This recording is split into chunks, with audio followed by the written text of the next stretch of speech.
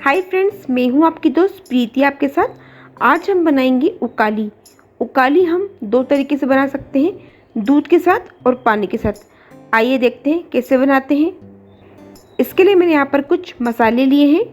मैंने यहाँ पर लिए हैं 2 से 3 लौंग, 2 छोटे टुकड़े दालचीनी के, लगभग 10 से 12 काली मिर्च, half tea spoon salt powder और 1 टेबल स्पून गोंद। गोंद हम डालेंगे पानी वाली उकाली में। गोंद और सॉल्ट पाउडर को छोड़कर हम लौंग, दालचीनी और काली मिर्च को हम पीस लेते हैं।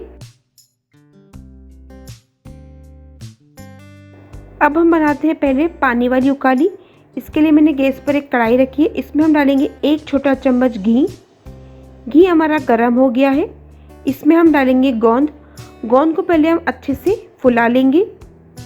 अभी जेएनयू के पर्युषण पर्व आने वाले हैं। पर्युषण पर्व में बहुत से लोग उपवास करते हैं, तो उपवास के बाद जब भी कुछ खाते या पीते हैं तो उसे हम कहते हैं पालना। पालने में इस प्रकार से उकाली बनाई जाती है। उपवास के बाद की जो वीकनेस होती है, कुछ लोगों को गले में खराश सी होती है, गले में कांटे कांटे से लगते हैं, तो इस प्रकार से उकाली बना कर दी जाती है। इससे जो हम चीज़ें डाल रहे हैं उसमें हमें गले की खराश दूर होती है, गले में कांटे कांटे नहीं लगते हैं। इसमें हम घी डाल रहे हैं जिससे हमें थोड़ी सी ताकत मिलती है। गोंद हमारा अच्छे से फूल गया है। इसमें हम डाल दें लगभग 1 गिलास पानी। अब जो हमने मसालों को पीसा था वो हम आधा इस उकाली में डाल देते हैं, आधा हम दूध वाली में डालेंगे। साथ ही इसमें हम डाल देते हैं सॉल्ट पाउडर। मिठास के लिए इसमें हम डालेंगे शक्कर, अपने स्वाद के हिसाब से आप डाल सकते हैं। हमने इसमें 1 गिलास पानी लिया है। पानी हमारा आधा रह जाए इतना हम इसे अच्छे से उकालेंगे। उपवास के बाद पालने में कई लोग गोंद की राब भी बनाते हैं। गोंद की राब कैसे बनाते हैं इसका भी वीडियो मैंने बनाया है।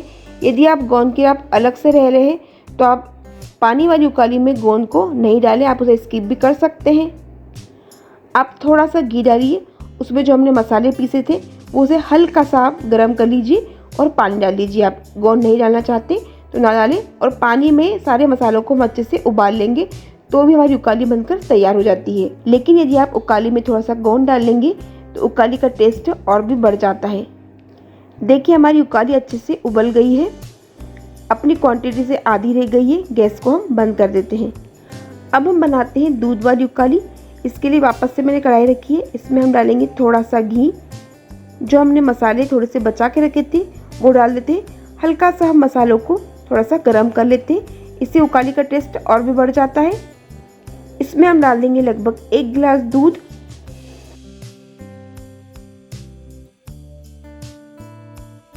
मीठा डालेंगे शक्कर जितनी भी आप चाहते हैं स्वाद के हिसाब से। दूध को भी हम अच्छे से उबाल लेंगे।